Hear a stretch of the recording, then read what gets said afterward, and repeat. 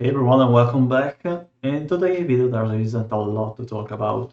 We're taking a look at the recent update of the banned and restricted list. So there's a ban in Pioneer, Modern and Pauper. Uh, Pioneer and Modern, well, Lurus, I think that was just a matter of time till the ban of the card. I mean, Lurus was probably the most played companion, uh, both regarding a single archetype and more archetypes. I mean, you were able to see Lurus in a lot of various amount of strategies. For example, it was played in Pioneer in Lotus Combo when Breach was still legal, but was still played in a large amount of mid-range and aggro strategies. For example, played a Pioneer deck Mark Anvil with lures in sideboard.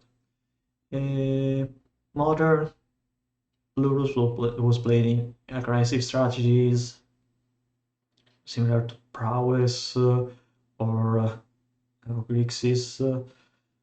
I, I think that was just a matter of time till the ban. I mean, the companion Lurus was also probably the most powerful companion still legal. Seems kind of bad to ban Lurus in Pioneer, since the companion seems to matter more compared to Modern, where if you ban a companion, well, that thing probably doesn't really matter a lot, because there are more powerful cards in Modern compared to Pioneer, and banning a single companion in Modern probably doesn't really matter so much.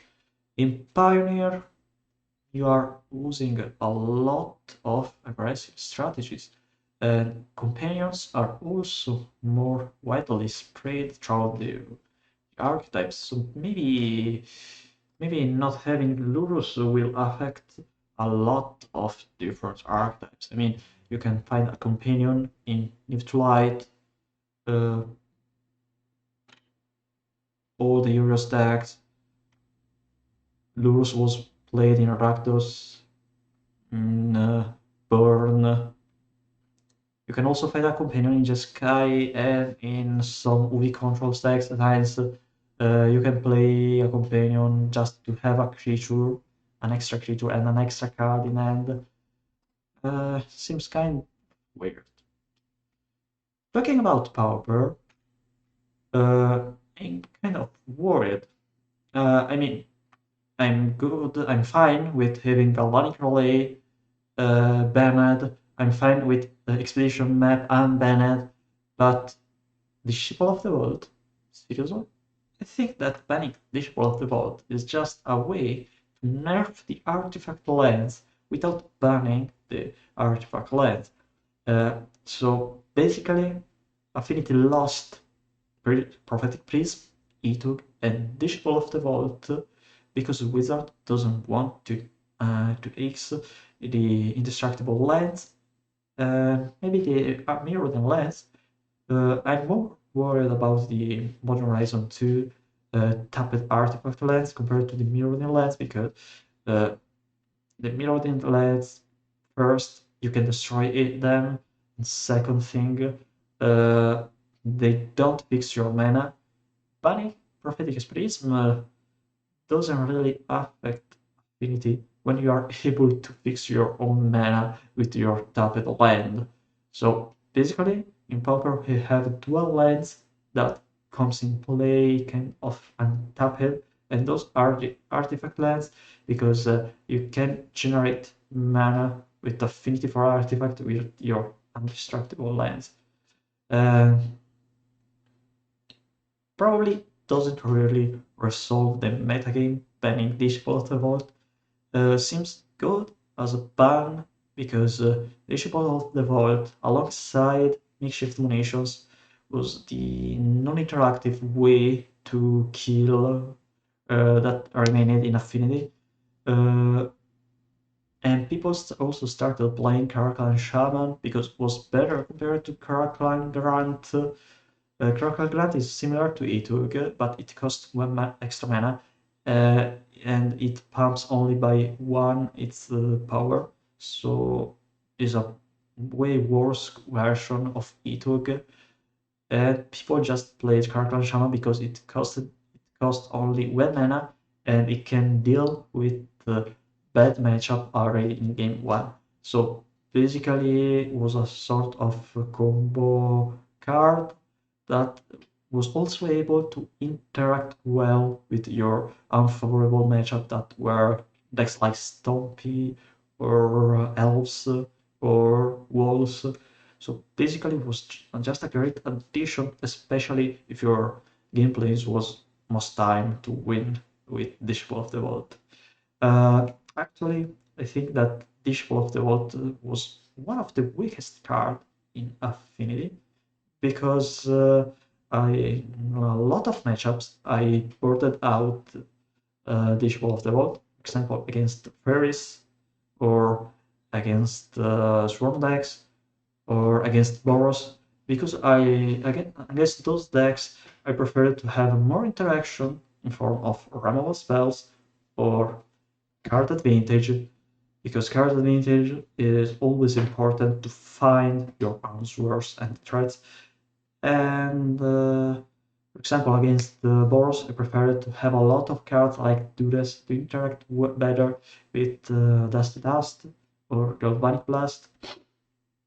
And it was kind of weird from my point of view to ban Disciple of the Vault instead of other cards like Makeshift Munitions or Mirror Forcer, for example.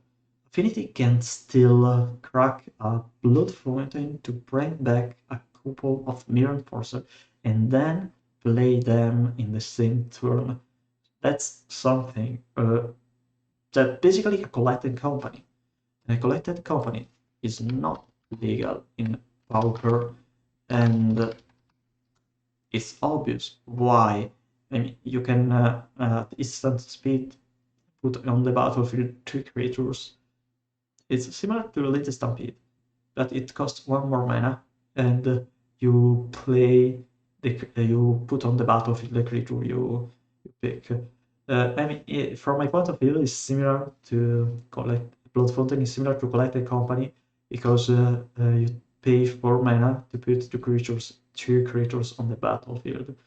Obviously, Collect a Company is way better because Blood Fountain costs one more mana, and you need to have the creatures in your graveyard. But since we are talking about Pauper, I think it's the most similar comparison. And I'm still kind of worried about the mid-range style of Affinity, which is the current version of Affinity. And people seem to be more worried about the non-interactive way of Affinity to kill your opponent, but you don't really need to be worried about that. You can play makeshift munitions. You want to interact, if you don't want to interact, and if you just want to blast your opponent, just play makeshift munitions. Munitions was so good also in the mirror match because you were able to kill Disciple of the Vault. And Disciple of the Vault was still good because with cards like Blood Fountain and Makeshift Nations, we were able to sacrifice a lot of cards, a lot of artifacts. Disciple of the Vault was also one of the best cards in the mirror match and was better compared to Frogmite in those matchups where you just wanted to be more aggressive and not to be interactive. In other matchups, for example, Stompy, you didn't really need Disciple of the Vault because it doesn't block your opponent creatures and you don't need to be faster than Stompy bubbles to win against them. Just destroy their creatures with your removal spells or with your Crackdown Shaman. And against Furries, Disciple of the Vault was so bad that you probably don't want to draw a Disciple of the Vault Against the fairies, never. I mean, they can counter it with spell starter sprite, and it doesn't really impact the board. I mean, it's just good to jump block a Moon Circuit Acre. I mean, okay, if your opponent let the Dishwasher Vault resolve and they don't have a removal spells, they can deal a lot of damage. But you don't really worry about dealing a lot of damage against fairies. You don't really need to be worried about erasing fairies because you have a better late game. So just kill the threats, and some in the late game you're obviously winning because you can crack a couple of Blood Fountain, cast a couple of tokens of Deadly Dispute. So from my point of view, banning Bishop of the Vault was just a way to soft ban the non-interactive way of all affinity can kill you. Wizard also said that they want to keep affinity, to keep decks like affinity in Tron in the format because they think that affinity, Tron, Burst Monarch, and Delvers, I mean, blue tempo decks are the kind of deck that are peculiar in Pauper and that are attractive to the player base, and basically you are most likely to join Pauper because you are able to play a deck like Affinity or Phase. I say that I'm worried about the current state of the format because I'm not sure how the format will evolve. I said in the previous video that I thought that we will see a Galvanic Relay ban, and that's good because Galvanic Relay should be banned when Chatterstorm was banned. Dishful of the Affinity, I say that probably we will able to see a ban in 6 or months or an year. Well, after my prediction, Affinity got another ban in only 1 week. That's good because Pauper format panel and Wizard is keeping an eye on Pauper, so we shouldn't be worried about the Pauper anymore when it comes to ban. But I'm worried on how Wizards want to evolve and improve the format. The reason is what I said. I mean, they're keeping Affinity, they're keeping Tron because they banned Tron Expedition map, and I think that banning Expedition map is in the current meta game good because Tron seems to not be a problem. Tron seems to be also slow in the format because decks like Marble Theories or boards with experimental synthesizer are really fast. You can also play Stumpy or Bubbles or Burn or any other kind of aggressive strategy. And having a Tron as another control deck doesn't seem troublesome at all. I'm more worried about it in how Tron will evolve eventually, because I think that Phantom Marauder is good in the current metagame. It interacts really well against Affinity and against Boros and against any other aggressive deck. But I'm not sure that Fangren Tron is better compared to maybe Rakdos or Jand with Cleansing Wildfire. But the thing is, Cleansing Wildfire is not really great in the format right now. And we will see maybe in the next few weeks how the metagame will evolve. Affinity, in my opinion, is still great, but maybe it doesn't interact really well, or doesn't really have a lot of free win with Dishball of the Vault or with Caravan Shaman, which is good. But I'm sure they will never unban Sojourner's Companion, because having a deck with 12 free creatures where 8 of those creatures are mid-enforcers is not really great for the format, especially since Tron doesn't have Bonder's Ornament and Prisma to fix their mana, so basically it's more difficult to to set up the fog lock. Truly, I'm truly interested on how the Pauper metagame will eventually evolve. I'm more a fan of banning the wall deck instead of banning cards that doesn't really just do much than trying to keep the deck in the metagame, but in a weaker version. I mean, I prefer to ban the Ursa lands instead of the other card. I'm more fan of banning the Modern Horizon 2 lands and eventually also the Mirror Artifact lands instead of banning the Shuple of the Vault, Prism, Etog, and Sojourner's Companion also. Affinity right now has 5 cards banned. If you ban the Artifact lands, you are able to unban also Claranial Plating, Etog, the Shuple of the Vault, and Sojourner's Companion because the Artifact lands are great, but maybe it's good to have the Artifact lands in the format because they're iconic of the Pauper format, and you are not able to find Metalcraft decks with Artifact lands in any other format, just in Vintage with 8 cast, which is a blue based deck with 2 cast and Modern Horizon 2 creature, which is basically Muldrifter 2 cast. And you're also able to find some Metalcraft deck in Legacy, but they don't play Mirror Enforcer, Galvanic Blast, and etc. So are a weird version of Affinity compared to the Pauper one. So Pauper right now is very different compared to formats like Legacy or Modern. It does have very specific decks and very peculiar cards.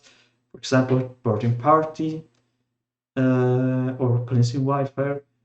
It also is in a weird spot where you have a lot of powerful cards like the Monarch Mechanic, Deadly Dispute, Trowcast, and Ephemerate, but those cards doesn't seem to be too much powerful compared to other cards, so the metagame seems balanced, and for the first time I think that it's not necessary to ban the Monarch. I really hate and despise the Monarch mechanic, but when you compare it to the other card advantage, it doesn't really do a lot.